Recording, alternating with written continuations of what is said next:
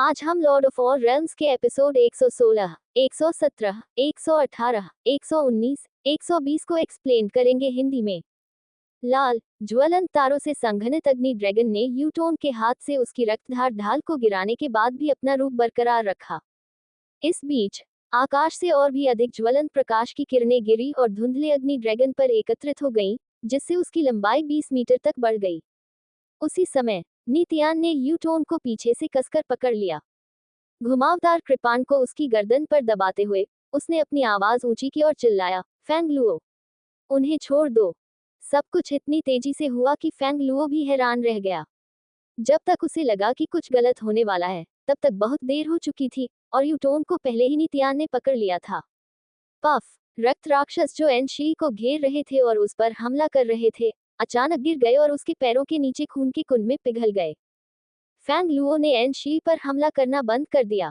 उसने नीतियान को गंभीरता से घूरते हुए कहा, लिटिल टोन को छोड़ दो, उसे जाने दो। मुस्कुराते हुए नीतियान ने कृपाण को उसकी गर्दन पर धकेला और धीरे धीरे उसे एक तरफ खींचने लगा। जैसे ही उसने ऐसा किया, यूटोन की पतली सफेद गर्दन पर एक लंबा लेकिन उथला घाव खुल गया। लगभग तुरंत ही खून बहने लगा। नीतियान की ओर सिर झुकाए खड़ी यूटोन का चेहरा अपमान और घृणा से भरा हुआ था। फिर भी अपनी उलझन से उबरने के लिए वह अपनी नजर फायर ड्रैगन से नहीं हटा पा रही थी, जो अभी भी बनने की प्रक्रिया में था। वह कल्पना नहीं कर सकती थी कि आखिर कैसे नीतियान ने लड़ाई के दौरान कहीं से भी एक अग्नि ड्रैगन को बुलाने में कामयाबी हासिल कर ली थी। अग्नि ड्रैगन का प्रभाव नीतियान द्वारा ग्रीन इल्यूजन आयाम में इस्तेमाल किए गए मुट्ठी के प्रहार से कहीं अधिक शक्तिशाली था। रक्त किनारा ढाल, जिसे उसने विशेष रूप से मुट्ठी के प्रहार से बचाव के लिए बनाया था, अग्नि ड्रैगन की एक भी टक्कर को रोकने में पूरी तरह से विफल रही और तुरंत ही टूटकर गिर गई। अभी भी उन्हें जाने नहीं देना चाहते। नीतियान की आंखों में निर्दयता भर गई। उसने एक और वार करने के लिए कृपाण को कसकर पकड़ लिया।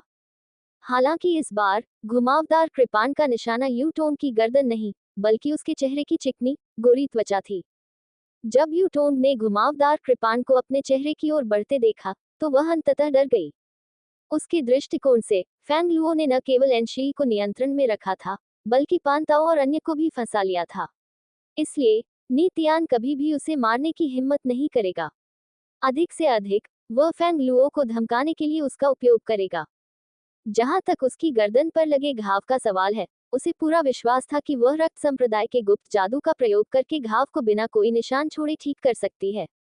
यही कारण था कि अब तक उसके चेहरे पर डर नहीं देखा जा सका था। हालांकि आध्यात्मिक शक्ति के लिए चेहरा सबसे कठिन हिस्सा था। एक बार जब उसका चेहरा कट गया, तो उसे विश्वास नहीं था कि वह इसे पूरी तरह से ठीक कर सकती है। उसका नाजुक चेहरा हमेशा से ही उसका वो हिस्सा रहा है जिस पर उसे सबसे ज्यादा गर्व था। हर वो महिला जो अपने रूप रंग की परवाह करती थी, उसके लिए चेहरे पर निशान होना स्वीकार करना लगभग असंभव था। नीतियान ने उसके भयभीत चेहरे को नहीं देखा, लेकिन फैंग लुओ, पांताओ और अन्य सभी को इसका स्पष्ट अंदाजा था। मत करो, फैंग लुओ ने जल्दी से उसे रोका। नीतियान ने उसका हाथ थामे रखा। उसने कुछ नहीं कहा, बस फैंग लुओ की आंखों में ठंडी निगाहों से देखा। फैंग लुओ ने उसे घूर कर देखा। समय चुपचाप बीतता गया। अंत में फैंग लुओ ने सिर हिलाया और कहा, ठीक है, मैं उन्हें रिहा कर दूंगा। इन शब्दों के साथ उन्होंने अपने दोनों हाथों से एक असामान्य मुहर बनाए और रक्त संप्रदाय के एक गुप्त मंत्र का उपयोग करके उनके पैरों के नीचे रक्त के उतार चढ़ाव को बदल दिया। जैसे ही उसने मंत्र का जाप किया, नीतियान ने देखा कि जियांग लिंगझू, एन यंग और अन्य लोगों के शरीर में लगा खून धीरे धीरे उनके शरीर से निकल रहा है और एक बार फिर उनके पैरों के नीचे खून के कुंड में विलीन हो रहा है। शुरू में जियांग लिंगझू और अन्य लोग एक भी मांसपेशी हिलाने में असमर्थ थे।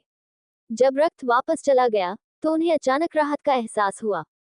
तब उन्हें एहसास हुआ कि न केवल उनकी गतिशीलता वापस आ गई है, बल्कि वे बोलने के लिए भी स्वतंत्र हैं। प्रसन्न होकर पांताओ ने कहा, अच्छा काम, नीतियान। जब वे बंधन से मुक्त हुए, तो उनमें से प्रत्येक ने अविश्वास और प्रसन्नता के मिश्रित भावों के साथ उसकी ओर देखा।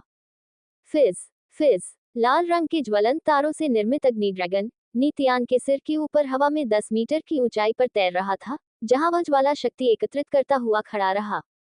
उन्होंने अग्नि ड्रैगन की ओर देखा और फिर नीतियान की ओर देखा, यह अनुमान लगाते हुए कि यह नीतियान का एक शक्तिशाली आध्यात्मिक उपकरण हो सकता है। मैंने उन्हें रिहा कर दिया है, इसलिए अब आपकी बारी है, फैंग लुओ ने शांति से कहा। नीतियान ने अभी भी यूटोन को मजबूती से पकड़ रखा था और उसे जाने देने का उसका कोई इरादा नहीं था। बहन एन, आप उन्हें लेकर चली जाएं। मैं बाद में आपसे मिलूंगा। अपनी आध्यात्मिक ऊर्जा को लगभग समाप्त कर लेने के बाद एन शी ने थोड़ा भौहें सिकुड़ी और कहा, चलो उस लड़की को ले चलते हैं और यह जगह छोड़ देते हैं। जब हम खतरे में नहीं रहेंगे तब हम उसे छोड़ देंगे। फैंग लुओ का चेहरा अचानक उदास हो गया। इसके बारे में सोचना भी मत। उसने नीतियान को घूर कर देखा। मैंने अपना काम पहले ही कर दिया है। तुम्हें डील याद है न? अगर तुम लिटिल टोंग के साथ चले गए तो तुम्हें अपनी बात से मुकरने और उसे मारने से कौन रोक सकता है? क्या तुम मुझे मूर्ख समझते हो? वे जा सकते हैं, लेकिन तुम्हें रहना होगा। बहन एन, आप लोग पहले जाओ। नीतियान ने उत्सुकता से उनसे आग्रह किया। मेरी चिंता मत करो, मैं ठीक हो जाऊंगा। वह जानता था कि फैंग लुओ निश्चित रूप से उन्हें यूटोन को ले जाने और छोड़ने की अनुमति नहीं देगा, जैसा कि एन शी ने सुझाव दिया था। फैंग लुओ कभी भी यूटोन को अपनी नजरों से ओझल नहीं होने देगा। नीतियान के पीछे रहने का साहस इसलिए था क्योंकि वह अग्नि ड्रैगन के भीतर से रक्त की बूंद की आभा को पहचान सकता था। इस समय अग्नि ड्रैगन ने जो ज्वाला शक्ति एकत्रित की थी, वह पहले से ही इतनी विकराल थी कि फैंग लुओ को भी उसे पराजित करने का विश्वास नहीं था। आन शी निर्णय नहीं ले सकी। अचानक छोटे पहाड़ की दिशा से एक विश्व हिला देने वाला विस्फोट हुआ। जाहिर है, ये पूरी तरह से फट गया था और एक भयावह परिवर्तन का अनुभव कर रहा था। मैं ठीक हो जाऊंगा, नीतियान ने कहा, और अंशी को एक अर्थपूर्ण नजर से देखा ताकि उसे याद दिलाया जा सके कि अग्नि ड्रैगन अभी भी वहां था। दूर से आसमान को हिला देने वाले धमाके की आवाज सुनकर एन शी ने फैलते हुए फायर ड्रैगन को देखा और आखिरकार सिर हिला दिया। उसने दांत पीसते हुए कहा, अपना ख्याल रखना। इन शब्दों के साथ उसने पान ताओ और अन्य लोगों से आग्रह किया कि वे शीघ्र ही उसका पीछा करें और जितनी जल्दी हो सके उस स्थान को छोड़ दें। ये जानते हुए कि स्कारलेट फ्लेम माउंटेन रेंज में दुनिया को हिला देने वाला बदलाव होने वाला है, हर कोई नीतियान की सुरक्षा को लेकर चिंतित था। हालांकि उसके सिर के ऊपर मंडराते फायर ड्रैगन को देखकर वे लगभग निश्चित थे कि नीतियान ठीक रहेगा। अंततः अंशी के आग्रह पर उन्होंने वहां से चले जाने का निर्णय लिया। एक के बाद एक उन सभी ने नीतियान को सावधान रहने की चेतावनी दी और उसे स्कारलेट फ्लेम पर्वत श्रृंखला में होने वाले बड़े बदलावों की याद दिलाई। सावधान रहो, नीतियान। हम आगे तुम्हारा इंतजार कर रहे होंगे। जितनी जल्दी हो सके आओ। तुम्हें पता है कि क्या होने वाला है। समय बर्बाद मत करो। नीतियान ने जोर से सिर हिलाया। एक बड़ी मुस्कान के साथ उसने कहा, निश्चिंत रहो, मैं ठीक हो जाऊंगा। जल्द ही एनशी ने भीड़ का नेतृत्व किया और फैंग लुओ और नीतियान की नजरों से दूर निकल गई। नीतियान अपनी बात पर अड़ा रहा। उसने एक बार फिर यूटोन की गर्दन पर घुमावदार कृपाण दबाया और शांति से कहा, हम आधे घंटे तक इंतजार करेंगे। उसके बाद ही मैं उसे जाने दूंगा। ठीक है, फैंग लुओ ने सहमति जताई। वह जानता था कि नीतियान अंशी और अन्य लोगों के लिए पर्याप्त समय खरीदने की कोशिश कर रहा था, लेकिन उसे विश्वास था कि अपनी ताकत के साथ, भले ही उन्हें थोड़ा और समय दिया जाए, वह स्कारलेट फ्लेम पर्वत श्रृंखला छोड़ने से पहले भी उन तक पहुंचने में सक्षम होगा। अंतिम परिणाम सिर्फ इसलिए नहीं बदलेगा क्योंकि नीतियान ने यूटोन को पकड़ लिया था। वह बस इस बात को लेकर उत्सुक था कि यह नीतियान, एक बच्चा जिसका नाम उसने 1 साल पहले तक कभी नहीं सुना था, अपने संप्रदाय के गौरव को धूमिल करते हुए यूटोन को बार बार कैसे हरा पा रहा था। ब्लैक क्लाउड सिटी के तुच्छनी कबीले का एक बच्चा इतनी बड़ी लहरें कैसे पैदा कर सकता है? भौहें सिकुड़ते हुए फैंग लुओ ने सोचा। उसे नीतियान और उसके बढ़ते रास्ते के बारे में गंभीर जांच करने की जरूरत महसूस हुई। इस समय तक वह पहले से ही नीतियान को क्लाउड सोआरिंग संप्रदाय का सबसे उत्कृष्ट जूनियर मानने लगा था। उनका मानना था कि अगर नीतियान खुद को और मजबूत बनाता रहा, तो वह निश्चित रूप से यूटोंग, मोशी और अन्य शिष्यों के लिए सबसे बड़ा प्रतिद्वंद्वी होगा।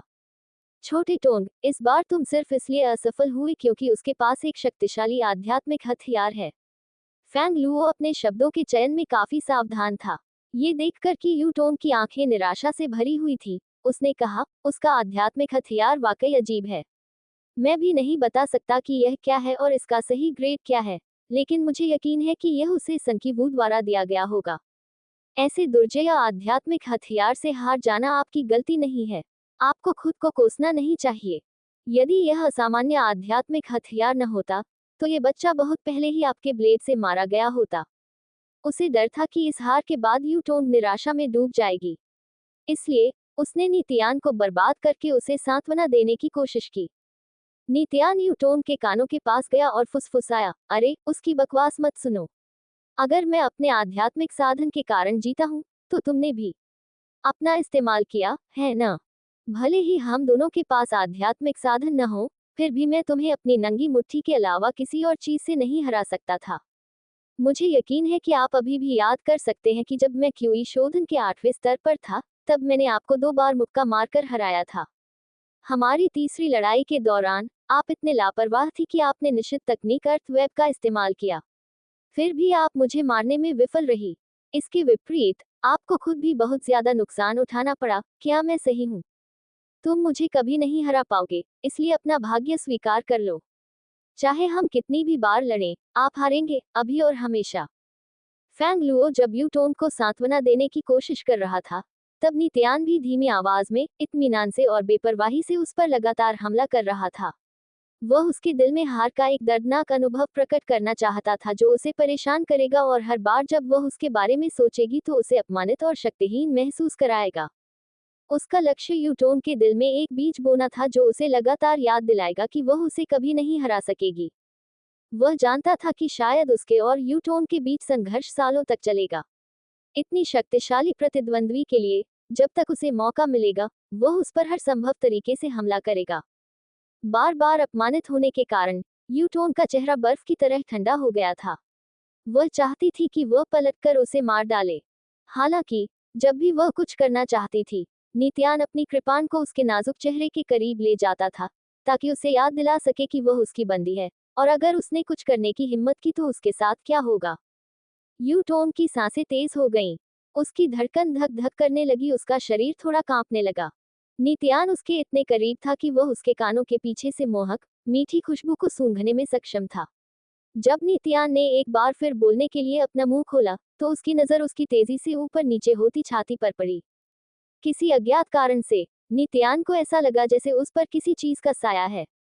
चक्कर और उलझन में उसने अपनी जीभ बाहर निकाली और यूटोन की गर्दन को चाटा। यूटोन का शरीर अचानक तनावग्रस्त हो गया। पहले तो वह असमंजस में थी और उसे समझ में नहीं आया कि क्या हुआ। लेकिन एक पल में ही उसे एहसास हो गया कि नित्यान ने उसके साथ क्या किया है। नित्यान यूटोन को अपने चेहरे के पास रखी घुमावदार कृपाण की परवाह नहीं थी। ऐसा लग रहा था कि वह अपना दिमाग खो चुकी थी। वह बलपूर्वक पीछे मुड़ी और किसी भी कीमत पर उसे मारने की कोशिश की। यूटोन की खूबसूरत पुतलियां एक उग्र ज्वाला से जल रही थीं। वह एक क्रोधित मादा शेर की तरह थी, जो नित्यान को फाड़कर उसे जिंदा निगल जाना चाहती थी। फैंग लुओ ने नित्यान की हरकत देखी और वह भी तुरंत क्रोधित हो गया। तुम बदमाश छोटे कमीने। नित्यान को यूटोन का फायदा उठाने की हिम्मत थी। क्रोध से भरकर उसने अनगिनत रक्त छायाओं को बुलाया, साथ ही अपने पैरों के नीचे रक्त के कुंड से भयंकर रक्त रंग की रोशनी की किरणों को बुलाया और उन्हें नित्यान की ओर फेंका। खुद को गलत पाते हुए नित्यान ने यूटोन को नहीं काटा जब वह बलपूर्वक मुक्त होने के लिए संघर्ष कर रही थी। जब यूटोन पागलों की तरह उस पर हमला करने के लिए मुड़ी, तो पहली बार उसके दिल में एक कायरतापूर्ण विचार उभरा। अपने होश में आने के बाद उसे थोड़ी शर्मिंदगी महसूस हुई और एहसास हुआ कि उसने यूटोन के साथ क्या किया था। मुझे नहीं पता कि अभी मेरे साथ क्या हुआ। बहुत ही असहज महसूस करते हुए वो तुरंत पीछे हट गया और फायर ड्रैगन से बातचीत करने का प्रयास करने लगा। अगले ही क्षण अग्नि ड्रैगन ने अपने ज्वलंत शरीर को, जो अब लगभग 40 मीटर लंबा था, घुमाया और अचानक फैंग लुओ की ओर बढ़ गया। दूसरी ओर नित्यान ने पलटकर क्रोधित फैंग लुओ और यूटोन पर एक और नजर डाले बिना पान ताओ और अन्य लोगों की दिशा में तेजी से भाग गया। नित्यान यूटोन की तीखी चीख नित्यान के पीछे से गूंजी, जो हड्डियों को कंपा देने वाली नफरत से भरी थी। छोटे कमीने, तुम भाग नहीं सकते।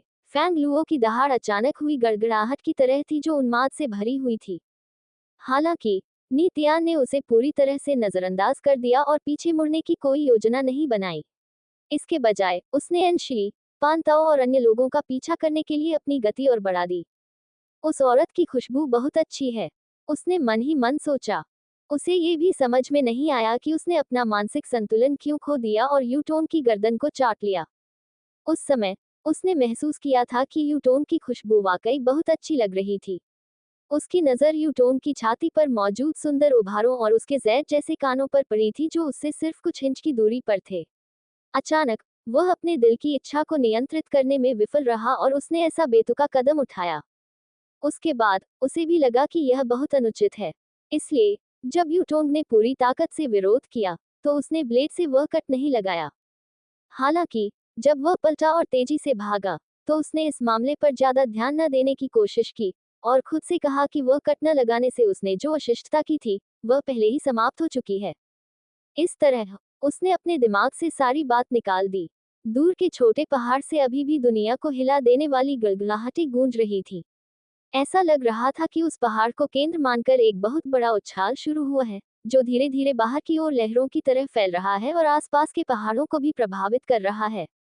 पान ताओ और अन्य लोगों के साथ फिर से जुड़ने के लिए उत्सुक, उसे नहीं पता था कि वहां क्या हो रहा था और उसके पास पीछे देखने का समय नहीं था। अभी समय की कमी थी। वह ये भी नहीं जानता था कि फायर ड्रैगन फैंग लुओ को कितनी देर तक रोक पाएगा, या फैंग लुओ उसे पकड़ पाएगा या नहीं। वह निरंतर अपनी मानसिक जागरूकता को मुक्त करता रहा और उसे आसपास के वातावरण में फैलाता रहा। जैसे जैसे वह आगे बढ़ता गया, वह अंशी और अन्य लोगों की आध्यात्मिक आभा के निशानों की तलाश करता रहा। धमाका! अचानक उसके पास ही एक पहाड़ से बहुत तेज गड़गड़ाहट की आवाज आई। वह छोटा पहाड़ जोर से हिल रहा था, मानो अभी गिरने वाला हो। क्रंच! उसके नीचे अचानक गहरी, संकरी खाइयां खुल गईं, जिनके भीतर लावा की हल्की सी टिमटिमाती चमक दिखाई दे रही थी, मानो सुलगता हुआ लावा किसी भी क्षण उनमें से बाहर निकल आएगा। यह अच्छा नहीं है। वह धीरे धीरे चौड़ी होती जा रही घाटियों से बचने के लिए लगातार उछल कूद कर रहा था। अचानक उसका दिल कांप उठा जब उसे एहसास हुआ कि इससे भी भयानक तबाही आने वाली है। स्वर्ग जलती हुई पृथ्वी ज्वाला संरचना का उपयोग पृथ्वी ज्वाला जानवर को गहरे भूमिगत में बंद करने के लिए किया गया था, और मैग्मा के विस्फोट को रोकने के लिए भी। बलों में शामिल होकर और उसमें छेद करके फ्लेम ड्रैगन कवच और पृथ्वी ज्वाला जानवर ने विशाल भूमिगत संरचना को बहुत नुकसान पहुंचाया था, और अब ये ढह रहा था।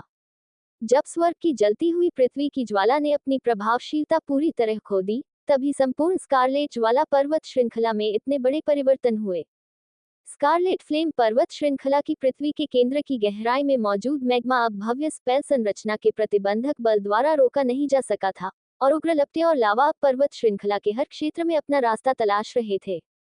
बहुत समय नहीं बीता होगा जब स्कारलेट फ्लेम पर्वत श्रृंखला के सभी तथाकथित विलुप्त ज्वालामुखी सक्रिय हो गए और भयानक जलते हुए लावा उगलने लगे। जैसे ही वह अपने ख्यालों में खोया हुआ विचार कर रहा था, अचानक अंशी की धीमी चीख गूंजी, नीतियान। उसने उस दिशा में देखा जिधर से उसकी आवाज आई थी, और देखा कि अंशी और अन्य लोग एक विरल वनस्पति वाले पहाड़ की तलहटी से उसकी ओर उत्सुकता से देख रहे थे। जब वह करीब पहुंचा और सभी ने उसे स्पष्ट रूप से देखा, तब जाकर लोगों ने राहत की सांस ली। हालांकि वह अभी भी उनकी आंखों में चिंता और बेचैनी देख सकता था, मानो उनके सामने कोई और भी बड़ी समस्या इंतजार कर रही हो। तुम लोग यहाँ क्यों रुके? नीतियान ने आश्चर्यचकित भाव से पूछा। उनकी गणना के अनुसार अंशी और अन्य लोगों को इस समय तक कहीं दूर होना चाहिए था, यहाँ नहीं। वे जिस जगह पर थे वह फैंग लुओ और यूटोन के बहुत करीब था। एक बार वे मुक्त हो गए तो वे थोड़े समय में उस स्थान पर पहुंच सकेंगे। यदि फैंग लुओ ने यूटोन की मानसिक शैतान को खत्म करने में मदद करने का विचार त्याग दिया होता और बस उन्हें मारने के लिए आगे बढ़ गया होता, तो नीतियान और उसका समूह पहले ही मर चुका होता। नीतियान ने तत्काल स्वर में कहा, ये जगह सुरक्षित नहीं है। चलो यहाँ से चले जाएं। हम भी और दूर जाना चाहते थे, लेकिन पान ताओ के चेहरे पर एक कड़वाहट भरी नजर आई जब वह नीतियान के पास गया और उनके सामने के क्षेत्र की ओर इशारा किया। खुद ही देख लो। नीतियान ने ध्यानपूर्वक देखा और तुरंत समझ गया कि पान ताओ और अन्य लोग क्यों रुक गए थे। पान ताओ और अन्य लोगों के सामने एक चौड़ी खाई थी जो पृथ्वी के अंदर तक फैली हुई थी, जिसके भीतर उबलता हुआ लावा धीरे धीरे ऊपर तक आ रहा था। उनकी साधना के आधार को देखते हुए ये घाटी इतनी चौड़ी थी कि वे उसे पार नहीं कर सकते थे। यदि उन्होंने खतरे के बावजूद इसे पार करने की कोशिश की होती, तो उनके उबलते लावा में गिरने और खून खराबे में बदल जाने की 80 या 90% संभावना होती। लावा में गिरकर जलकर मरने के बजाय मैं फैंग लुओ से मौत तक लड़ना पसंद करूंगी। भले ही हम युद्ध में मर जाएं, फिर भी ये लावा में मरने से बेहतर होगा। एन यंग ने आह भरी। घाटी के भीतर उबलते लावा से एक तीखी लाल धुंध उठ रही थी, जिससे सभी को ऐसा लग रहा था जैसे उन्हें जिंदा भून दिया जा रहा हो। जल्द ही वे सभी पसीने से लथपथ हो गए। वह लावा अभी भी लगातार ऊपर उठ रहा था। ऐसा लग रहा था कि वह जल्द ही बहकर चारों ओर फैल जाएगा। यह लावा को देखते हुए नित्यान भी अपनी बुद्धि के अंतिम छोर पर था।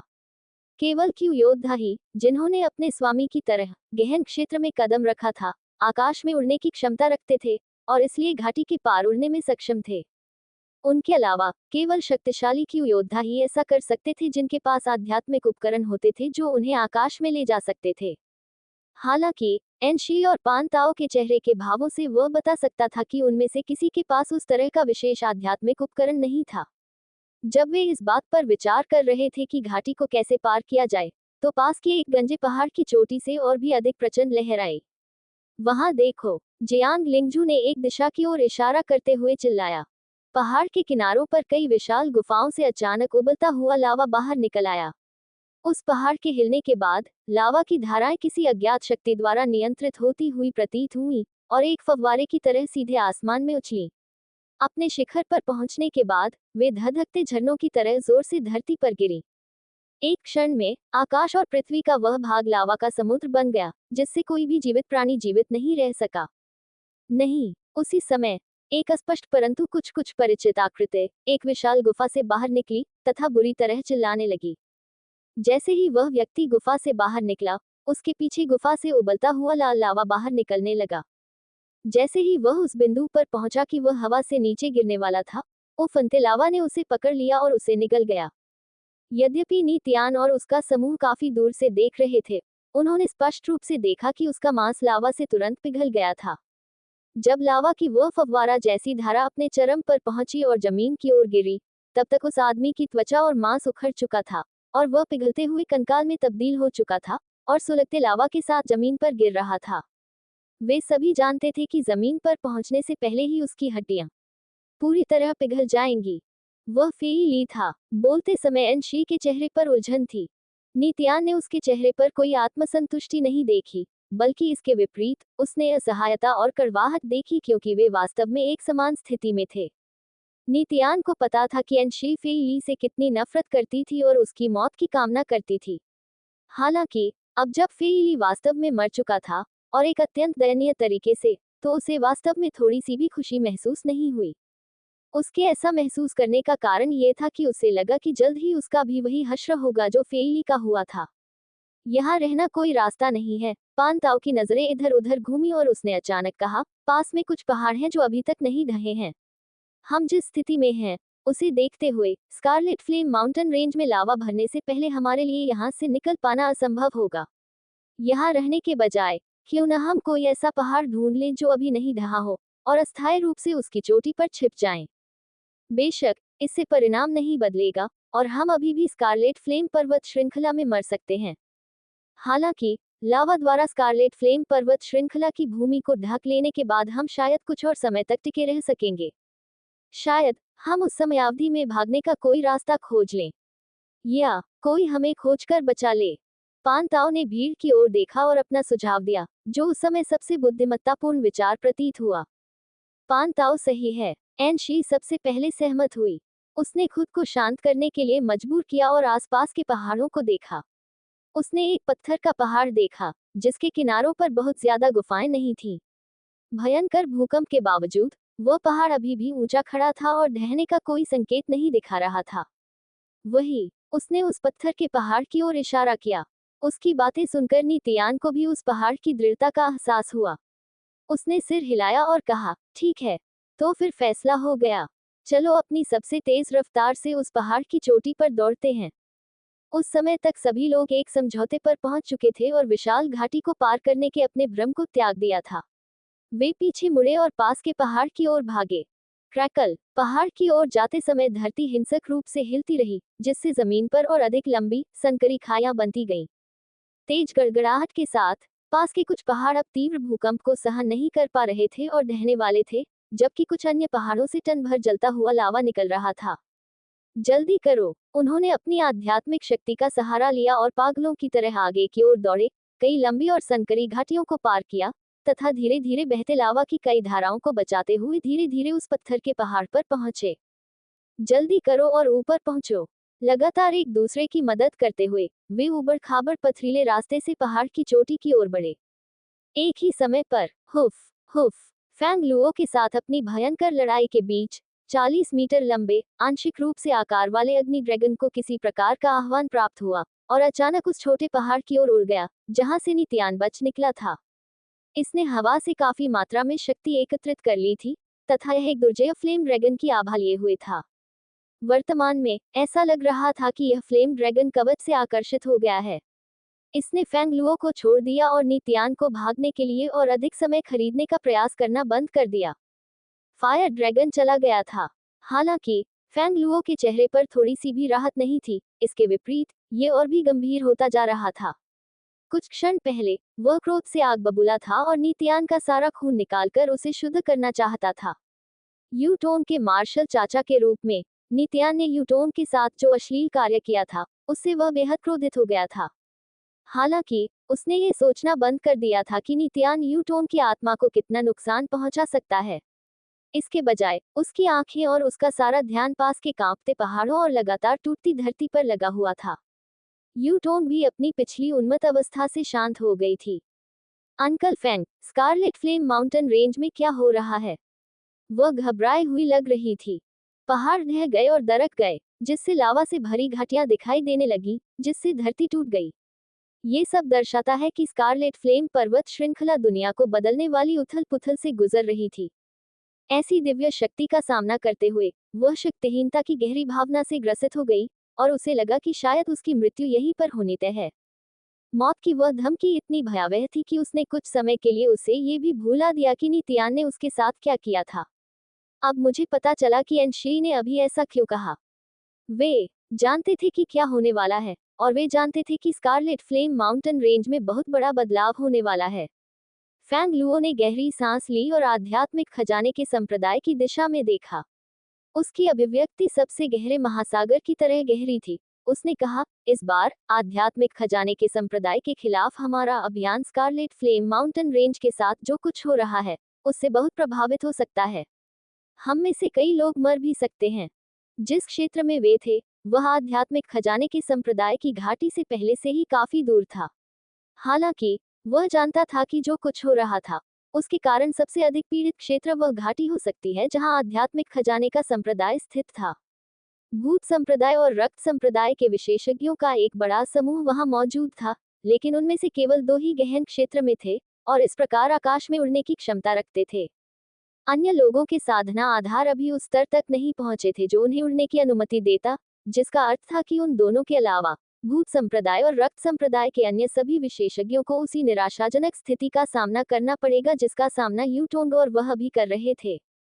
शायद उन्हें इससे भी अधिक निराशाजनक स्थिति का सामना करना पड़ेगा। हमें क्या करना चाहिए? यूटोंग ने पूछा।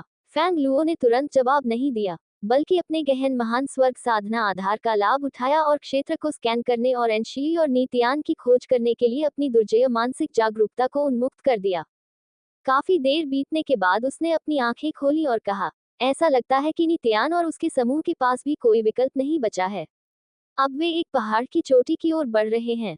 ऐसा करके वे कुछ समय के लिए अपनी मौत को टालने में सक्षम हो सकते हैं। ये कहना मुश्किल है कि लावा को उन तक पहुंचने में कितना समय लगेगा और क्या कोई अन्य प्रकार का खतरा होने वाला है। हालांकि उनका चुनाव बुद्धिमानी भरा है।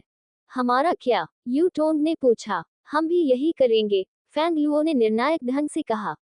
हम एक ऐसा पहाड़ चुनेंगे जो मजबूत लगे और उसकी चोटी पर चढ़ेंगे। फिर हम अवसर आने का इंतजार करेंगे। ठीक है, यूटोंग ने जवाब दिया। उन दोनों ने नित्यान और एनशी की विधि अपनाई। उन्होंने चारों ओर देखा और पास में एक पहाड़ पाया जो ऐसा लग रहा था कि वह जल्दी ही ढहने वाला नहीं था, और तुरंत उसकी ओर चलना शुरू कर दिया। दूसरे पहाड़ की चोटी पर नित्यान और बाकी सभी लोग जोर जोर से सांस ले रहे थे। उन्होंने पहाड़ पर चढ़ने में इतनी ऊर्जा खर्च कर दी थी कि जैसे ही वे ऊपर पहुंचे वे थककर जमीन पर गिर पड़े। आमतौर पर वे आध्यात्मिक पत्थरों को निकालते हैं और उनका उपयोग अपनी खोई हुई ऊर्जा को पुनः प्राप्त करने के लिए करते हैं। हालांकि वे फिलहाल अपनी ताकत को फिर से हासिल करने के मूड में नहीं थे। इसके बजाय वे सभी अपने आसपास के पहाड़ों और नदियों की ओर अपनी हताश निगाहें गड़ाए हुए थे। उनके चेहरों पर घबराहट और बेचैनी साफ दिखाई दे रही थी। उन्होंने अपने आसपास के पहाड़ों से आसमान को हिला देने वाली गड़गड़ाहट सुनी। उन्होंने देखा कि उनमें से दो पहाड़ एक तरफ से दूसरी तरफ जोर से हिल रहे थे और कुछ सेकंड बाद उन दो पहाड़ों के शरीर पर कई दरारें दिखाई देने लगी, जो ये संकेत दे रही थी कि वे ढहने वाले थे। पहाड़ों के नीचे जमीन पर भयानक झटकों से अनगिनत दरारें खुल गईं। लावा पहले से ही दरारों से बाहर निकल रहा था और धीरे धीरे निचले इलाकों में फैल रहा था। कई नदियां अब लावा से भर गई थीं और आग की धधकती नदियों में बदल गई थीं। अगर कोई भी जीवित चीज अंदर गिरती तो उसका भी वही हश्र होता जो फेली का होता, और वह अपनी हड्डियां छोड़े बिना ही वाष्पीकृत हो जाता। रोर जिस छोटे से पहाड़ से वे बचकर आए थे, वहां से एक भयानक गर्जना गूंजी। पहाड़ की चोटी पर खड़े होकर उन्होंने पूरे ध्यान से उस दिशा में देखा और पाया कि छोटा पहाड़ पहले ही ढह चुका था और कई विशाल चट्टानों में तब्दील हो चुका था, जो आसपास के क्षेत्र में फैल गई थी। उन्होंने देखा कि एक विशालकाय जानवर की आकृति, जो आग की लिपटों में घिरा हुआ था, अचानक ढह चुके छोटे पहाड़ से बाहर निकल आई। जैसे ही वह मुक्त हुआ, उसने अपना सिर पीछे की ओर फेंका और अपनी जलती हुई क्रोधाग्नि को बाहर निकालने के लिए दहाड़ने लगा। जिस पर्वत से वह राक्षस बाहर निकला था, उसके चारों ओर एक के बाद एक छोटे पर्वत लगातार हिंसक रूप से हिल रहे थे और पृथ्वी के केंद्र से उमड़ते मैग्मा से लगातार टकरा रहे थे। जानवर एक क्षण के लिए दहाड़ा और अपनी दिशा पर नियंत्रण पाने के बाद वह दूर भाग गया। वह जानवर एक जलते हुए उल्का की तरह था जिसकी पूंछ में आग की लपटें उठ रही थी। जिस दिशा में उसने हमला करने का फैसला किया वह कोई और नहीं बल्कि आध्यात्मिक खजाने के संप्रदाय की घाटी का स्थान था। बहुत दूर होने के कारण नित्यान जानवर की शक्ल को ठीक से नहीं देख पाया। वह केवल इतना देख पाया कि उसका शरीर छिपकली जैसा था, 4 पैर, सिर जो किलिन जैसा था और 3 विशाल जलती हुई पूंछें थीं। पृथ्वी ज्वाला जानवर संभवतः 100 मीटर लंबा था और इससे निकलने वाली आभा इतनी भयावह थी कि ऐसा लगता था कि यह मनुष्यों का दम घोंट देगी। एन शी का चेहरा पीला पड़ गया। ये कम से कम छठी कक्षा का भूत प्रेत है। छठी कक्षा के एक आध्यात्मिक जानवर की ताकत गहन क्षेत्र के क्यू योद्धा से भी मेल खा सकती है। यहाँ तक कि नित्यान के गुरु वूजी भी गहन क्षेत्र में ही थे। हालांकि ज्वाला स्वर्ग के क्षेत्र में क्यू योद्धाओं के लिए गहन क्षेत्र साधना आधार पहले से ही शिखर था। नरक संप्रदाय में 2 गहन क्षेत्र विशेषज्ञ थे, जबकि अन्य संप्रदायों में से प्रत्येक में एक ऐसा था जो गहन क्षेत्र में कदम रख चुका था। छठी श्रेणी का आध्यात्मिक जानवर होने के कारण पृथ्वी ज्वाला जानवर को पूरे स्वर्ग छोड़ने वाले क्षेत्र में एक भयावह अस्तित्व के रूप में देखा जा सकता था, क्योंकि यह वास्तव में पिरामिड के शिखर पर था। वू जी, फॉन हुई और उनके स्तर के अन्य क्यू योद्धाओं के अलावा जो कोई भी इसके रास्ते में आएगा, वह निश्चित रूप से इसकी सांसों से निकलने वाली लावा की लपटों में डूब जाएगा और खूनी गंदगी में तब्दील हो जाएगा। वूश, कुछ ही देर में पृथ्वी ज्वाला जानवर और दूर उड़ गया और अंततः उनकी दृष्टि से ओझल हो गया। एक क्षण भंगुर जलते हुए उल्का की तरह वह उस क्षेत्र की ओर बढ़ा जहां आध्यात्मिक खजाना संप्रदाय था। पान ताओ ने कहा, शायद यह कोई बुरी बात नहीं थी कि यह पृथ्वी के केंद्र से निकला। सभी लोग हैरान होकर उसकी ओर देखने लगे। कड़वी मुस्कान के साथ पान ताओ ने कहा, अगर यह किसी और समय होता तो पृथ्वी ज्वाला जानवर के भागने से आध्यात्मिक खजाना संप्रदाय बर्बाद हो जाता। हालांकि अब आध्यात्मिक खजाना संप्रदाय रक्त संप्रदाय और भूत संप्रदाय के गठबंधन द्वारा तबाह हो रहा है और पहले से ही नष्ट होने के कगार पर है। पृथ्वी की लौ जानवर पृथ्वी के केंद्र से बाहर निकलने के बाद यह न केवल आध्यात्मिक खजाना संप्रदाय के शिष्यों को अपने दुश्मनों के रूप में देख सकता है, ये हर क्यूई योद्धा पर हमला करेगा जो इसे दिखाई देगा। पृथ्वी ज्वाला जानवर अत्यंत क्रोधी है। दशकों से पृथ्वी के सबसे गहरे भाग में बंद होने के कारण ये निश्चित रूप से सभी मानव क्यूई योद्धाओं से घृणा करता है, इसलिए सभी को विनाश के लिए लक्ष्य माना जाएगा। एन शी के चेहरे पर चमक आ गई और उसने सिर हिलाते हुए कहा, ये बात तो समझ में आती है। इसके दिखने से शायद घाटी के अंदर की स्थिति बदल सकती है। भूत संप्रदाय और रक्त संप्रदाय के लोग निश्चित रूप से कल्पना नहीं कर सकते कि स्कारलेट फ्लेम पर्वत श्रृंखला के नीचे धरती की गहराई में इतना भयानक आध्यात्मिक जानवर छिपा हुआ है। जब वे विचारों का आदान प्रदान कर रहे थे, नित्यान ने कुछ नहीं कहा, बल्कि अपनी आत्मा का उपयोग करके ज्वाला ड्रैगन कवच के अस्तित्व को महसूस किया। उसने देखा कि जब पृथ्वी ज्वाला जानवर पृथ्वी कोर से बाहर निकला और आध्यात्मिक खजाना संप्रदाय की ओर बढ़ गया, तो जादुई ज्वाला ड्रैगन कवच उसके साथ नहीं गया। वह महसूस कर सकता था कि ज्वाला ड्रैगन कवच छोटे पहाड़ के नीचे पृथ्वी के केंद्र में बना हुआ था। ऐसा लग रहा था कि उसने मैग्मा के सागर की गहराई में खुद को डुबो लिया है और मैग्मा की धधकती ज्वाला शक्ति का उपयोग करके कुछ बहाल कर रहा है। उसे अचानक ज्ञान की प्राप्ति हुई। फ्लेम ड्रैगन कवच क्षतिग्रस्त हो गया था। एक दिशा की ओर इशारा करते हुए जियांग लिंगजू ने कहा, देखो वहां। जब सबने उधर देखा तो पाया कि एक अन्य पर्वत के शिखर पर दो मानव आकृतियां थीं जो उनसे अधिक दूर नहीं थी। एन शी ने दोनों आकृतियों को बेहतर ढंग से देखने के लिए अपनी आंखें सिकोड़ लीं, फिर उसने कहा, ये फेंगलुओ और यूटोंग हैं। वे दोनों बहुत भाग्यशाली हैं। मुझे विश्वास नहीं हो रहा है कि वे वास्तव में बच गए और उन्हें हमारी तरह एक सुरक्षित जगह मिल गई। पान ताओ ने राहत महसूस की और कहा, ये वास्तव में अच्छी खबर है। हमारे लिए सौभाग्य की बात है कि वे हमें पकड़ नहीं पाए। अगर वे हमें पकड़ लेते और पहाड़ पर चढ़ जाते जहां हम हैं, तो हमारे पास भागने के लिए कोई जगह नहीं होती। उनका सिद्धांत सुनने के बाद सभी ने इस पर विचार किया और राहत की सांस भी ली। उन सभी को एहसास हुआ कि वे फेंगलुओ और यूटोंग से बच निकलने में इसलिए सफल हो पाए क्योंकि फेंगलुओ बहुत ज्यादा आश्वस्त था और उसने यूटोंग पर जोर दिया कि वह नितियान को खुद मार डाले ताकि उसे अपने भीतर के शैतान से छुटकारा पाने में मदद मिल सके। यदि फेंगलुओ ने इतना अहंकारी व्यवहार नहीं किया होता, बल्कि नितियान पर पूरी ताकत से हमला किया होता, तो चाहे नितियान के पास कितनी भी रहस्यमय चालें क्यों न हो, वह सभी को भागने में मदद नहीं कर पाता। सभी लोग एक दूसरे से अपनी स्थिति के बारे में बात कर रहे थे, कि वे कितने आभारी हैं कि वे अभी भी जीवित हैं, तथा इस बारे में कि उन्हें अपना भविष्य कितना अनिश्चित लग रहा है। हालांकि वे इस बात से पूरी तरह अनभिज्ञ थे कि वे कितने भाग्यशाली हैं कि उनके पास खड़े होने के लिए एक शांतिपूर्ण स्थान है और एक दूसरे से बात करने का सौभाग्य है। ऐसा इसलिए था क्योंकि उस समय आध्यात्मिक खजाना संप्रदाय पहले से ही बिखरी हुई लाशों से भरा हुआ था। भूत संप्रदाय, रक्त संप्रदाय, आध्यात्मिक खजाना संप्रदाय के क्यूई योद्धाओं के अनगिनत विशेषज्ञों के साथ साथ खजाना सम्मेलन में भाग लेने आए अन्य संप्रदायों के मेहमानों को भी काफी नुकसान उठाना पड़ा था।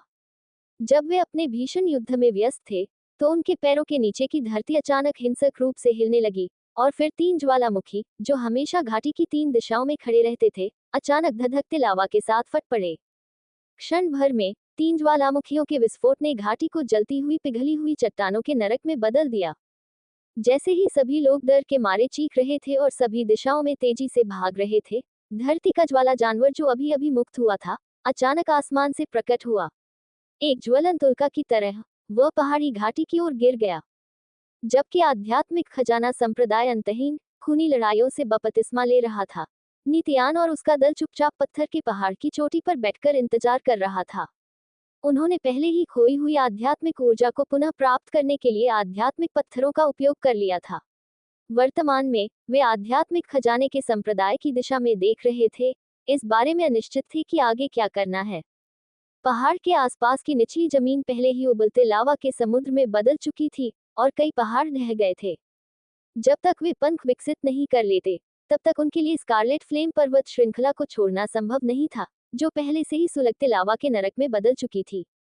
सौभाग्य से ग्रीन इल्यूजन आयाम में भोजन की कमी की घटना के कारण जियांग लिंगजू और पान ताओ दोनों ने अपने कंगन में बड़ी मात्रा में सूखा मांस जमा करने की आदत डाल ली थी। इसलिए किसी को भी भोजन की चिंता नहीं थी। समय उड़ गया, दिन बीता और रात हो गई। जब ठंडा अर्धचंद्र एक बार फिर रात्रि के आकाश में उदय हुआ, तो संपूर्ण स्कारलेट फ्लेम पर्वत श्रृंखला पहले से ही चकाचौंध और चमकदार हो गई थी, क्योंकि चारों ओर लावा फैला हुआ था।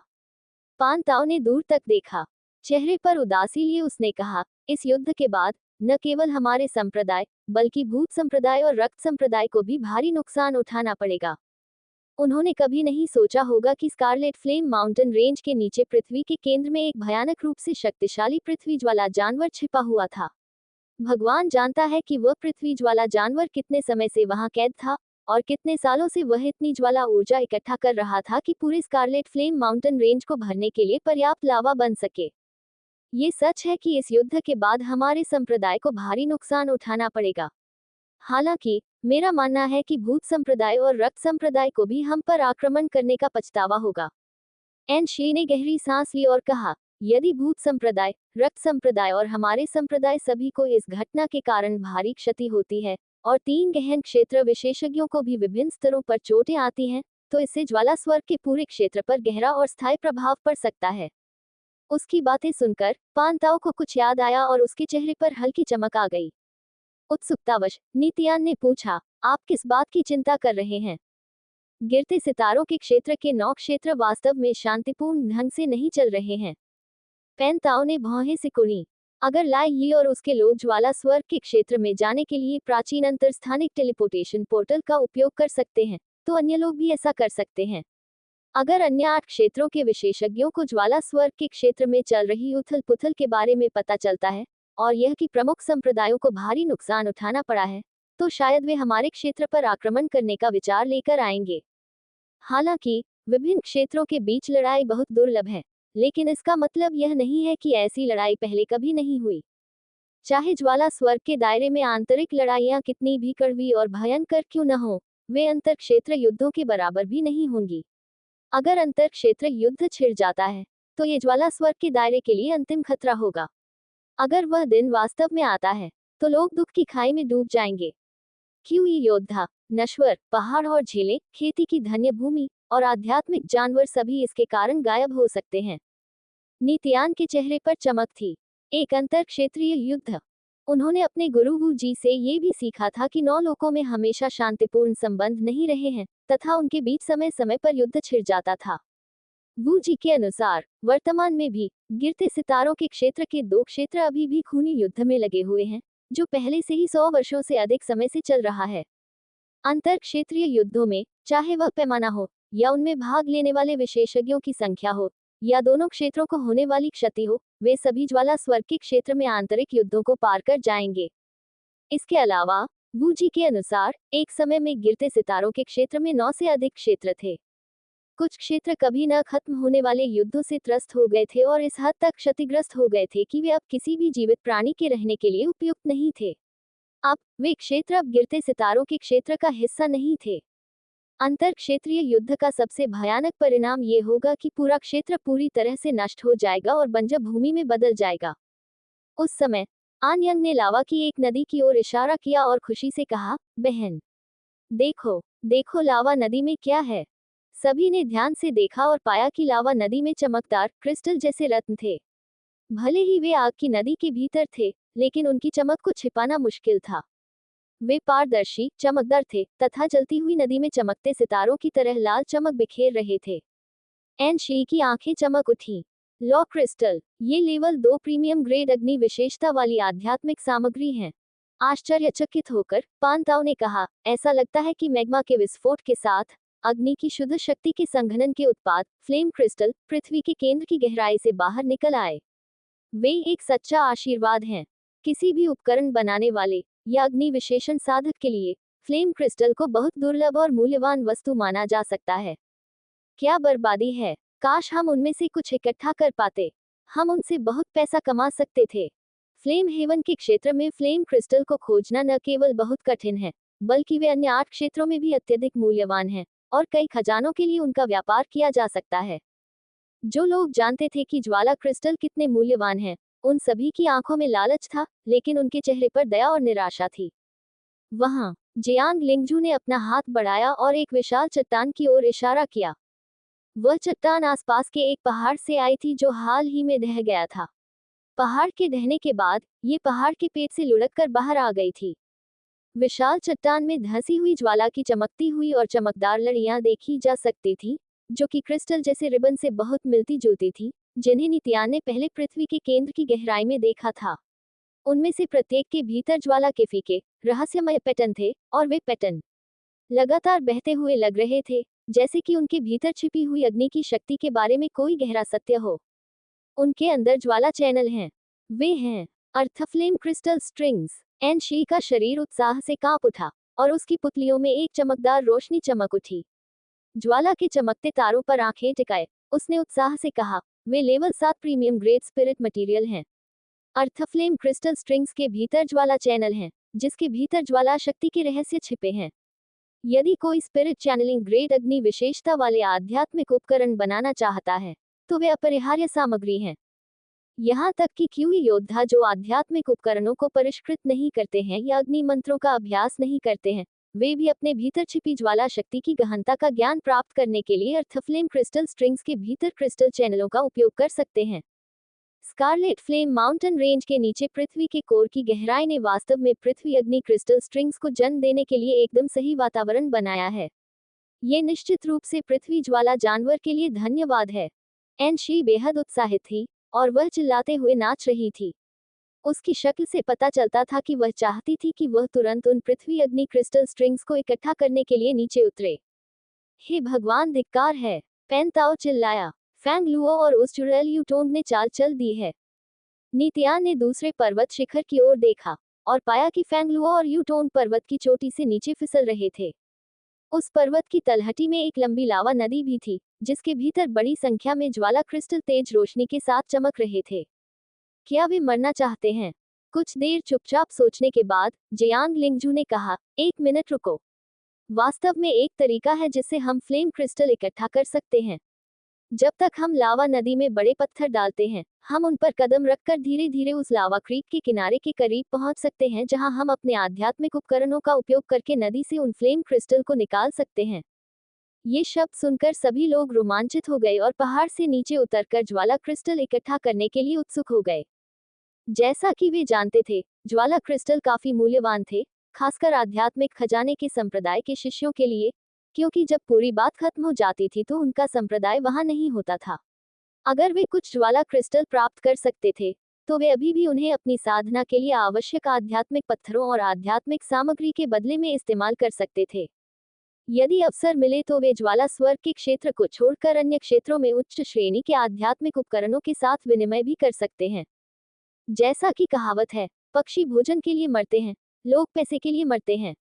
इस तथ्य के बावजूद कि वे वास्तव में खतरे से बच नहीं पाए थे और उनका भविष्य अभी भी अनिश्चितता से भरा था, उनमें से हर कोई अब ज्वाला क्रिस्टल की उपस्थिति के कारण उत्साह से भर गया था। नीतिया ने इस बारे में अपना रुख व्यक्त नहीं किया था, फिर भी लोगों का समूह पहले ही पहाड़ की चोटी से उतरकर फैंग लुओ और यूटोन की नकल करते हुए आगे बढ़ चुका था।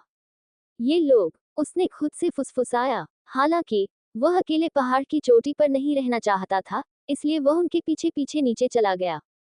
पहाड़ बहुत ऊंचा नहीं था और पहाड़ से नीचे उतरने में चढ़ने से कहीं कम समय लगा। 1 घंटे बाद वे सभी पहाड़ की तलहटी में पहुंच गए। एनशी और अन्य लोगों ने लावा नदी के किनारे से बड़ी बड़ी चट्टानें उठाईं और उन्हें लगातार लावा में फेंका। नदी के तल से बड़े बड़े पत्थर लगातार गिरते जा रहे थे। जब सभी ने देखा कि चट्टानें इतनी अधिक बढ़ गई हैं कि वे लावा की सतह से बाहर निकल रही हैं, तो वे सभी बहुत खुश हुए और उनके चेहरों पर उत्साह देखा जा सकता था। कुछ ही समय में बाहर निकली हुई चट्टानों ने पत्थरों की एक पंक्ति बना ली जो उस नाले तक जाती थी जिसमें चमकते हुए ज्वाला क्रिस्टल थे। चल दर एनशी इतनी तेजी से आगे बढ़ी कि वह ज्वलंत प्रकाश की एक रेखा में बदल गई और अगले ही क्षण वह उस चट्टान पर उतरी जो किनारे के सबसे नजदीक थी। अगले पत्थर पर कूदने से पहले उसने बस एक पल के लिए खुद को समायोजित किया। पत्थरों को सीढ़ी के रूप में इस्तेमाल करते हुए वह लक्ष्य नाले की ओर बढ़ गई। उसके पीछे आन यंग और पान ताओ भी आगे बढ़े, क्योंकि वे भी ज्वाला क्रिस्टलों को पाने के लिए लालायित थे, जिनका वे भविष्य में अच्छा उपयोग कर सकते थे। नीतियान बाहर निकलने ही वाला था कि अचानक उसे फ्लेम ड्रैगन कवच की आभा का एहसास हुआ। वह खुद को रोक नहीं सका और अपनी आंखें सिकुड़कर उसे ध्यान से देखने लगा। उसने पाया कि फ्लेम ड्रैगन कवच अभी भी उससे काफी दूर था। जाहिर है, ये पहले ही धरती की गहराई से उड़कर बाहर आ चुका था और अब स्कारलेट फ्लेम माउंटेन रेंज में भटक रहा था। उनकी तरह ही यह भी कुछ इकट्ठा करता हुआ प्रतीत हो रहा था। एक ऐसी जगह जिसे नीतियान नहीं देख सकता था। ज्वाला ड्रैगन कवच पृथ्वी की गहराई से उड़कर रात के आकाश में उड़ गया। उस समय वह हवा में तैर रहा था और उसमें से प्रचंड ज्वलंत प्रकाश निकल रहा था, जैसे कि वह सूर्य की तेज लिपटों में जल रहा हो। वूश! अचानक ज्वाला ड्रैगन कवच आकाश में सीटी बजाता हुआ उबलते लावा की झील के ऊपर पहुंचा। इसके अंदर विभिन्न आकार के सैकड़ों पत्थर थे, जिनमें छोटे पत्थर चक्की के पाटों के आकार के थे और बड़े पत्थर ऊंची इमारतों जितने विशाल थे। धमाका! धमाका! जैसे ही फ्लेम ड्रैगन कवच वहां स्थानांतरित हुआ और लावा पूल के ऊपर हवा में रुका, विभिन्न आकारों के वे सभी पत्थर टुकड़ों में फट गए। जब दो विशाल चट्टानें टूट गईं, तो मलबे के भीतर से चमकदार पृथ्वी ज्वाला क्रिस्टल तारे पतली ज्वाला में रिबन की तरह प्रकट हुई। अगले ही क्षण अग्नि के गहन सार से भरी हुई उन पृथ्वी ज्वाला क्रिस्टल डोरियों को ज्वाला ड्रैगन कवच द्वारा नियंत्रित किया गया और वे अग्नि प्रकाश की किरणों में बदल गईं, जो अचानक कवच की ओर बढ़ गईं। प्रकाश की किरणें पानी की बूंदों की तरह थी जो समुद्र में विलीन हो गई थी। जैसे ही उन्होंने फ्लेम ड्रैगन कवच को छुआ, वे तुरंत उसमें गायब हो गए, यहाँ तक कि कोई निशान भी नहीं छोड़ा। दूसरी ओर ज्वाला ड्रैगन कवच की सतह पर नाजुक ज्वाला पैटर्न के साथ खंडित प्राचीन जादुई प्रतीक दिखाई दिए। लावा झील के भीतर सभी अर्थ फ्लेम क्रिस्टल स्ट्रिंग्स को अवशोषित करने के बाद फ्लेम ड्रैगन कवच उड़ गया और अपने अगले लक्ष्य की ओर बढ़ गया। फ्लेम ड्रैगन कवच, जो नित्यान को छोड़कर पृथ्वी के केंद्र के मैग्मा में कुछ समय बिता चुका था, ऐसा लगता था कि उसने पूरी तरह से स्वतंत्र चेतना विकसित कर ली थी। इसने लगातार स्कारलेट फ्लेम माउंटेन रेंज के भीतर अर्थ फ्लेम क्रिस्टल स्ट्रिंग्स की खोज की और उन्हें एक के बाद एक अवशोषित किया। इस बीच गान कांग और लाए ही एक विशाल गुफा के अंदर खड़े थे जो एक निश्चित गुफा से भरे पहाड़ की चोटी के करीब थी। यहाँ तक कि गनकांग ने भी स्कारलेट फ्लेम माउंटेन रेंज में होने वाले स्वर्ग हिलाने वाले परिवर्तनों का पूर्वानुमान नहीं लगाया था। उसने मूल रूप से लाई ही के साथ डार्क अंडरवर्ल्ड के दायरे में जाने की योजना बनाई थी, लेकिन अब वह लावा में फंस गया था जिसने पर्वत श्रृंखला के हर कोने को भर दिया था। लाई ही, जो डार्क अंडरवर्ल्ड के दायरे से आया था, उत्साहित और चिंतित दोनों था। पृथ्वी ज्वाला जानवर, वास्तव में स्कारलेट फ्लेम माउंटेन रेंज के नीचे पृथ्वी के केंद्र में एक पृथ्वी ज्वाला जानवर था। वह गान कांग पर चिल्लाया, तुमने मुझे इसके बारे में क्यों नहीं बताया? क्या तुम ट्रेजर स्कूल के 5वें सबसे उच्च रैंक वाले उपकरण फोजिंग विशेषज्ञ नहीं हो? मुझे यह मत बताओ, तुम्हें भी नहीं पता था कि यह वहां छिपा हुआ था। गनकांग ने अपना सिर हिलाया। एक जटिल भाव के साथ उन्होंने कहा, मुझे वास्तव में नहीं पता था। हमें क्या करना चाहिए? लाए ही की भौहें सिकुड़ गईं। मेरे 2 दोस्तों को पहले ही रक्त संप्रदाय के विशेषज्ञों ने मार डाला है। पृथ्वी ज्वाला जानवर के मुक्त हो जाने के बाद स्कारलेट ज्वाला पर्वत श्रृंखला पूरी तरह से अराजकता की स्थिति में है। हमें जल्द से जल्द इस जगह को छोड़ने की जरूरत है। अगर हम यहाँ बहुत लंबे समय तक रहे तो ये हम दोनों के लिए बहुत खतरनाक होगा। मुझे नहीं पता कि हम यहाँ से कैसे निकलेंगे, गानकांग ने असहाय होकर कहा। जब वे दोनों बातें कर रहे थे तो ज्वाला ड्रैगन कवच, जो सूर्य की तरह जल रहा था, अचानक उड़कर आया। धमाका, धमाका, धमाका। फ्लेम ड्रैगन कवच के नीचे नदी में मौजूद असंख्य पत्थर अचानक फटकर टुकड़ों में बदल गए। टूटे हुए पत्थरों के भीतर जगमगाती पृथ्वी ज्वाला क्रिस्टल तारे प्रकट हुई और एक मादक, ज्वलंत प्रकाश छोड़ा। वे अपने भीतर अनेक सर्पीली, आड़ी तिरछी ज्वाला वाहिनी देख सकते थे, जिनमें ज्वाला शक्ति का गुप्त सत्य छिपा हुआ प्रतीत होता था। ये जानते हुए कि अर्थ फ्लेम क्रिस्टल स्ट्रिंग्स कितनी कीमती थी, लाई ही ने अचानक उत्साह से चीख मारी, अर्थ फ्लेम क्रिस्टल स्ट्रिंग्स! वहां अर्थ फ्लेम क्रिस्टल स्ट्रिंग्स हैं। हालांकि कुछ ही सेकंड बाद उसने पाया कि टूटे हुए पत्थरों से निकली पृथ्वी की ज्वाला क्रिस्टल स्ट्रिंग्स को ज्वाला ड्रैगन कवच द्वारा अवशोषित कर लिया गया था, और पृथ्वी की ज्वाला क्रिस्टल स्ट्रिंग्स को लेने के बाद इससे निकलने वाली ज्वलंत रोशनी और भी अधिक उज्ज्वल और चकाचौंध हो गई। फ्लेम ड्रैगन कवच! लाई ही ने अपने दांत पीस लिए। एक स्पिरिट चैनलिंग ग्रेड आध्यात्मिक उपकरण।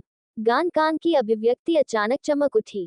वह फ्लेम ड्रैगन कवच को घूरता रहा और चिल्लाया, लाई ही, वह कवच जिसे तुमने ट्रेजर पवेलियन में बिक्री के लिए रखा है, एक स्पिरिट चैनलिंग ग्रेड आध्यात्मिक उपकरण है। इसने पहले अपनी विशिष्टता के कोई संकेत क्यों नहीं दिखाए, और तुमने मुझे ये क्यों नहीं बताया कि यह इतना दुर्लभ आध्यात्मिक उपकरण था? गान कान का सबसे बड़ा सपना एक स्पिरिट चैनलिंग ग्रेड आध्यात्मिक उपकरण तैयार करना था और इस प्रकार स्पिरिट चैनलिंग ग्रेड उपकरण जालसाज के रूप में पदोन्नत होना था। स्पष्ट रूप से ये तथ्य कि लाई ही के पास स्पिरिट चैनलिंग ग्रेड स्पिरिट उपकरण था, लेकिन उसने गान कान को इसके भीतर के रहस्यों का अध्ययन नहीं करने दिया, जिससे वह बेहद क्रोधित हो गया था। लाई ही ने नाक सिकुड़ते हुए कहा, क्या तुम सच में सोचते हो कि अगर यह वास्तव में एक अक्षुवण स्पिरिट चैनलिंग ग्रेड आध्यात्मिक उपकरण होता तो मैं इसे बाहर निकालकर आध्यात्मिक खजाने के संप्रदाय में बेच देता? फ्लेम ड्रैगन कवच अधूरा था और बहुत क्षतिग्रस्त था।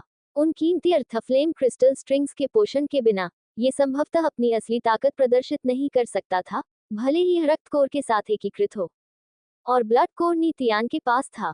अगर मैंने गुफा के प्रवेश द्वार पर रहते हुए उससे ब्लड कोर प्राप्त कर लिया होता और फ्लेम ड्रैगन कवच को सील कर दिया होता, तो मैं इसे डार्क अंडरवर्ल्ड के दायरे में अपने गुरु के पास वापस ले आता। अगर मैं सफल होता तो मैं फ्लेम हेवन के दायरे में किसी भी तरह के नुकसान को सहर्ष स्वीकार करता, चाहे वे कितने भी बड़े क्यों न हों। दुर्भाग्य से इन शब्दों के साथ लाई ही की अभिव्यक्ति गंभीर और निराश हो गई। ब्लड कोर और फ्लेम ड्रैगन कवच के विलय के बाद और फ्लेम ड्रैगन कवच ने धीरे धीरे अर्थ फ्लेम क्रिस्टल स्ट्रिंग्स को अवशोषित करके अपने नुकसान को ठीक कर लिया है। हर स्पिरिट चैनलिंग ग्रेड आध्यात्मिक उपकरण की अपनी आत्मा होती है, और अब फ्लेम ड्रैगन कवच की आत्मा पहले से ही पूरी तरह से जागृत हो चुकी है।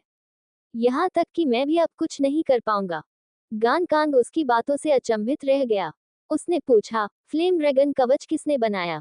मुझे नहीं पता। लाई ही ने अपना सिर हिलाया और कहा, मुझे केवल इतना पता है कि इसका आखिरी मालिक गिरते सितारों के डोमेन के भीतर एक बर्बाद क्षेत्र में कहीं मर गया था। मेरे गुरु ने उस युद्ध में भाग लिया था। बाद में उन्होंने बुरी तरह से क्षतिग्रस्त फ्लेम ड्रैगन कवच को लूट लिया, लेकिन ब्लड कोर नहीं पा सके।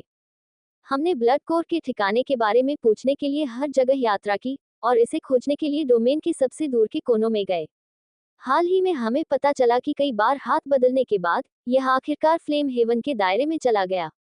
वास्तव में ज्वाला स्वर्ग के क्षेत्र में आकर हमने रक्त कोर को खोजने, इसे ज्वाला ड्रैगन कवच के साथ विलय करने और पूर्ण ज्वाला ड्रैगन कवच को हमारे स्वामी के पास वापस लाने की आशा की थी। कौन सोच सकता था कि हम न केवल ब्लड कोर प्राप्त करने में विफल रहे, बल्कि हमने फ्लेम ड्रैगन कवच भी खो दिया। अब मैं केवल यही कर सकता हूँ कि जितनी जल्दी हो सके डार्क अंडरवर्ल्ड के दायरे में वापस लौट जाऊं, अपने मालिक को यहाँ हो रही अजीबोगरीब चीजों के बारे में बताऊं और देखूं कि वह इसका कैसे ख्याल रखना चाहता है। गान कान के चेहरे पर चमक थी। मुझे मत बताओ कि वह फ्लेम ड्रैगन कवच के लिए व्यक्तिगत रूप से फ्लेम हेवन के दायरे में आएगा। लाई ही ने जोरदार सिर हिलाते हुए कहा, हाँ, वह करेगा।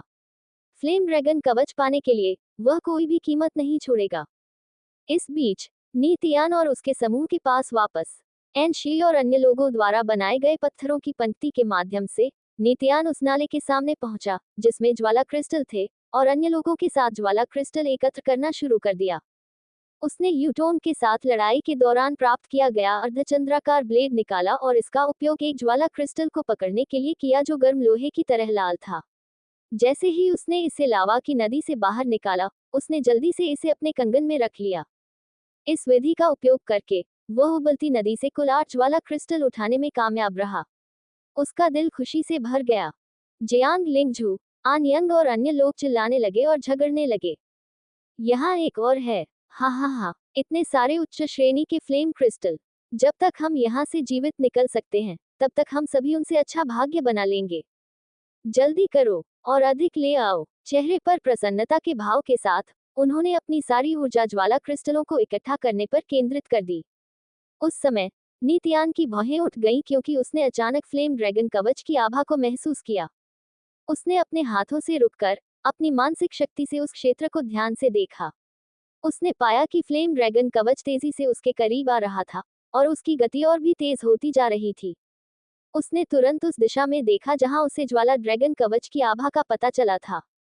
अगले ही क्षण हिंसक रूप से जलता हुआ फ्लेम ड्रैगन कवच उनकी दृष्टि में प्रकट हुआ, जो दूर रात के आकाश से एक ज्वलंत उल्का की तरह उनकी ओर बढ़ रहा था।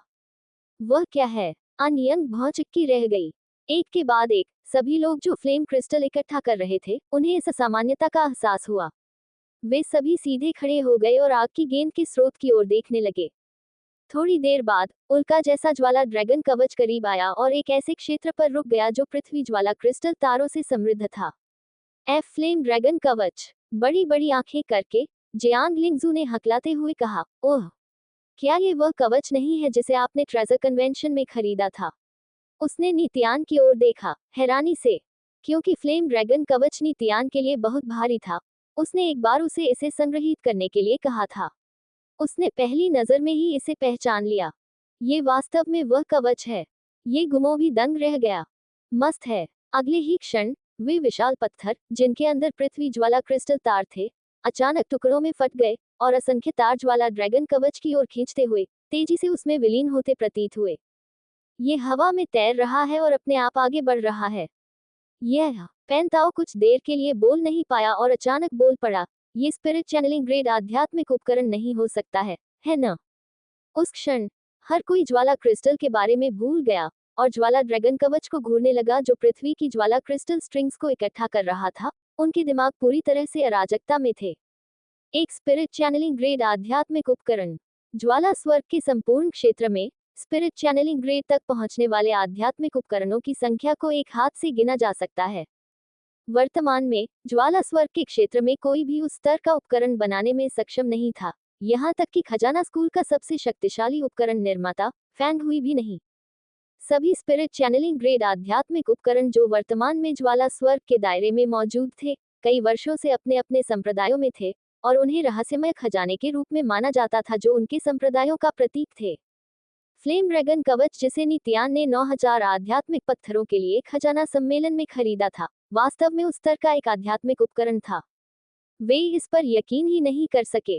फैंग लुओ और यूटोन, जो पास ही में एक और लावा क्रीक के किनारे पर थे, उन्होंने भी फ्लेम ड्रैगन कवच को देखा, जिसमें से भयंकर लपटें निकल रही थीं और उनके चेहरे पर सदमे के भाव साफ झलक रहे थे। ये स्पिरिट चैनलिंग ग्रेड का एक अनमोल खजाना है। वे तो अपने हाथों में पकड़े ज्वाला क्रिस्टलों को कंगन में डालना भी भूल गए। वू जी अपने इस शिष्य के साथ कुछ ज्यादा ही अच्छा व्यवहार करता है न? फैंग लुओ ने बड़बड़ाते हुए कहा। उसने वास्तव में छोटे स्वर्ग के मंच नित्यान को इतना कीमती खजाना दे दिया। वह क्या सोच रहा था? छोटे टोन, ये तुम्हारी गलती नहीं थी कि तुम हार गई। तुम्हें इस पर ज्यादा सोचने की जरूरत नहीं है।